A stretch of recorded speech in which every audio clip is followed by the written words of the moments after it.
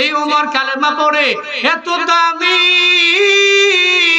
ওই ওমর কালেমা পড়ার আগে ছিল জাহান্নামের কিনারায়। কালেমা পড়ে ওমর উঠা গেলেন জান্নাতের মিনারায়। এত পরিমাণে দামি কেন? ওই সময়ের গুরুত্ব দেওয়ার কারণে বড় দামি হয়ে গেল। আবু বকর দামি কেন? ওই সময়ের গুরুত্ব দিয়ে দিল, এজন্য আখিরাতের লাইনে বড় দামি। হযরতে ওমর দামি কেন? ওই সময়ের গুরুত্ব দিয়ে দিল, এ কারণে দামি। আমরা দিতে পারি না। জুয়ান কালে জুয়ান তুলা কয় যৌবন কালে ইবাদত করুন না, আমার দাদার মতো বয়স হইলে আমি করব। কিন্তু মুরব্বীরা বলেন না, এই যে এখন আপনারা মুরব্বী হয়ে গেলেন, চাইলেও কি আর জুয়ান কালের সময়টা ফিরে পাওয়া সম্ভব? কথা কয় না সম্ভব?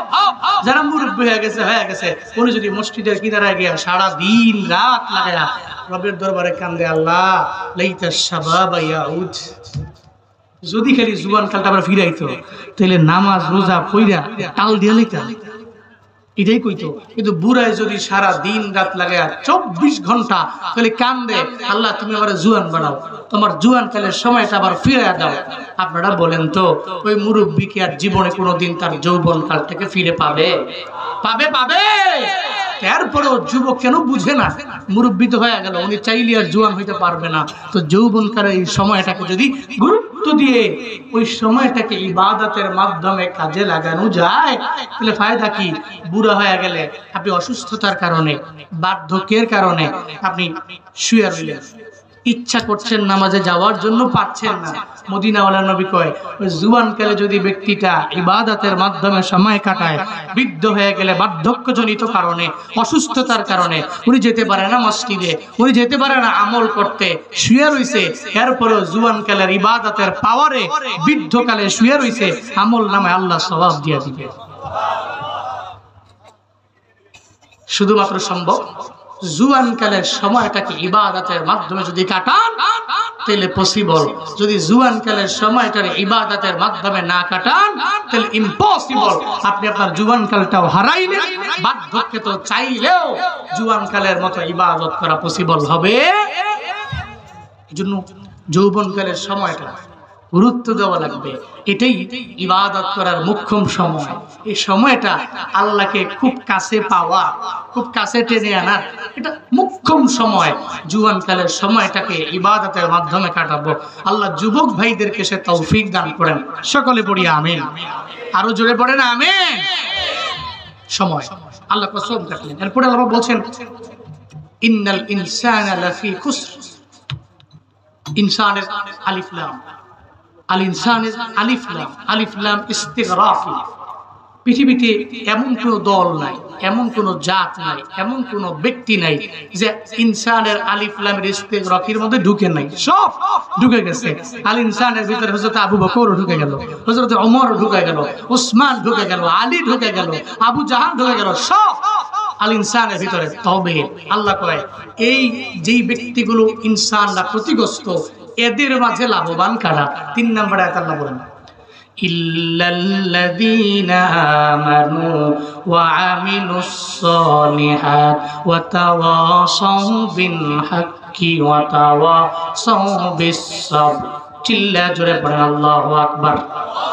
আরো জোরে পড়তে হবে আল্লাহু আকবার। আল্লাহ পাক বলেন, দুনিয়ার সমস্ত মানুষেরা ক্ষতির মধ্যে আছে, তবে এদের মাঝে লাভবান হবে 4 গুণে গুণান্বিত বান্দারা। জোরে বলেন কয় গুণে? আরো জোরে বলেন কয় গুণে? 4 গুণে গুণান্বিত বান্দাগুলো আল্লাহর দরবারে লাভবান। এরা উভয় জগতেই লাভবান হয়ে যাইতে পারবে। এরা কারা? ওই আল্লাযীনা আমানু, 1 নম্বরে যেই বান্দাগুলো ঈমানদার, যে আমার আল্লাহর প্রতি ঈমান এনে নিল, এদের দাম আমার আল্লাহর দরবারে বেশি না কম? হযরতে বেলালের দিকে দেখো, ওই বেলাল সাদা না কালা? এত পরিমাণে যে বেলাল কালো, যেই বেলাল হাসি দিলে শুধু সাদা দাঁত দেখা যায়, ওই বেলালের দাম আমার রবের দরবারে এত পরিমাণে বেশি, আবু জাহালের দাম রবের দরবারে নাই। আছে? আবু জাহালের দাম রবের দরবারে নাই, হযরতে বেলালের দাম রবের দরবারে আছে। কেন রে? কই বেলালের ভিতরে ঈমান আছে, আবু জাহালের ভিতরে ঈমান নাই, এজন্য বিলালের দাম রবের দরবারে আছে, আবু জাহালের দাম রবের দরবারে নাই। উমরা করার জন্য যারা বাইতুল্লাহ যান, আপনারা দেখলেন, আপনারা বুঝলেন, আপনারা যখন প্রথমে তাওয়াফ করলেন, 7 বার তাওয়াফ করার পরে এরপরে সাই করার জন্য আপনারা সাফা টু মারওয়ায় দৌড়ে যান। সাফা টু মারওয়া, মারওয়া টু সাফা, সাফা টু মারওয়া, মারওয়া টু সাফা, সাফা টু মারওয়া। সাই করেন আপনি 7 বার। কয়বার? তাওয়াফ করলেন 7 বার, এরপরে সাই করলেন 7 বার, এরপরে মারওয়াতে যাওয়ার পরে মুআল্লিম আপনারা দুইরা মারওয়া থেকে বের করে নিল। মারওয়া থেকে একটু বের হওয়ার পরে ওখানে হাম্মাম আবি জাহাল, যেটা বাড়ি ছিল আবু জাহালের, এখন বাড়ি না, ওটা হাম্মাম, ওটা টয়লেট খানা। মুআল্লিম কইল, আবু জাহালের বাড়ি দেখবেন নি? কয় বাড়িটা কোন জায়গায়?